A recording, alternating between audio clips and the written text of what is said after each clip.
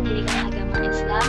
Video ini dibuat untuk memenuhi tugas ujian akhir semester mata kuliah fikih kontemporer. Dosen yang diampu Bapak Ayatullah Khomeini MBD. Pembahasan saya mengenai video ini yaitu rokok. Rokok merupakan produk tembakau yang penggunaannya dengan cara dibakar dan dihisap asapnya.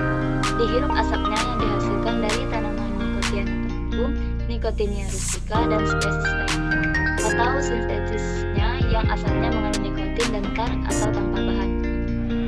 Sejak zaman abad ke-11 Hijriah, sejak 400 tahun yang lalu, memang sudah memudahai di kalangan muslim dan muslim.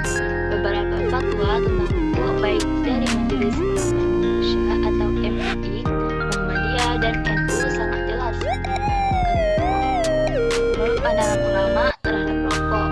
Apabila melihat sejarah bahwa rokok belum dikenal saat tokoh utama mazhab hidup, sehingga tidak dapat ditemukan penjelasan mereka tentang hukumnya. Namun demikian, sikap dan pendirian mazhab dapat dijumpai dari ulama pelanjut mazhab fikih besar. Pendapat-pendapat itu dapat dianggap sebagai mewakili pendapat mazhab yang namanya mazhab Hanafi. Menurut mazhab Hanafi, merokok hukumnya haram. Alasan keharaman merokok mencakup 4 hal. Salah satunya, rokok terbukti dapat membahayakan kesehatan sebagaimana telah dibuktikan oleh para pakar medis.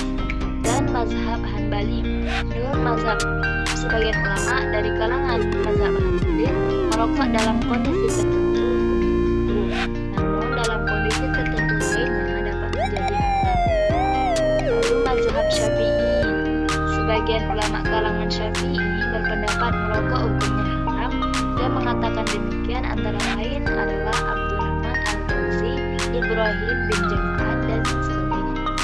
Alasan mereka, merokok dapat melemahkan tubuh dan pikiran walaupun si pemakainya tidak sampai mabuk.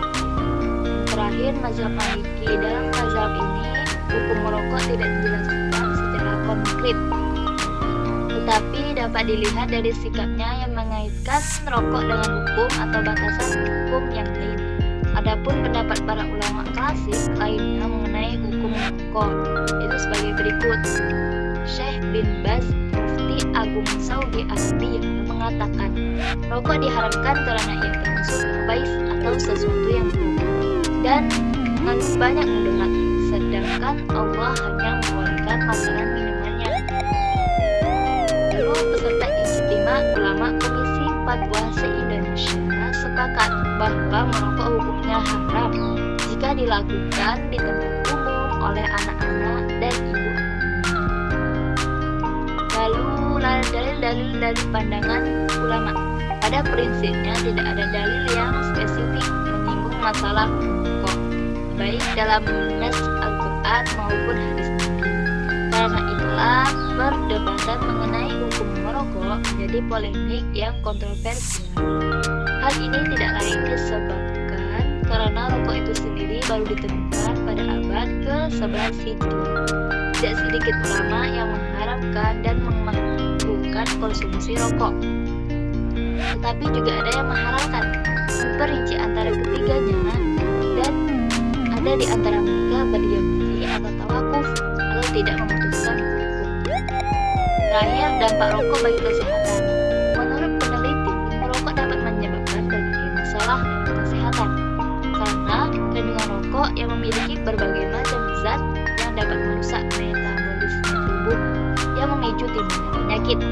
Gangguan metabolisme tubuh yang timbul salah satunya adalah kerusakan profil lipid oleh zat rokok yang diserap oleh tubuh. Dampak merokok.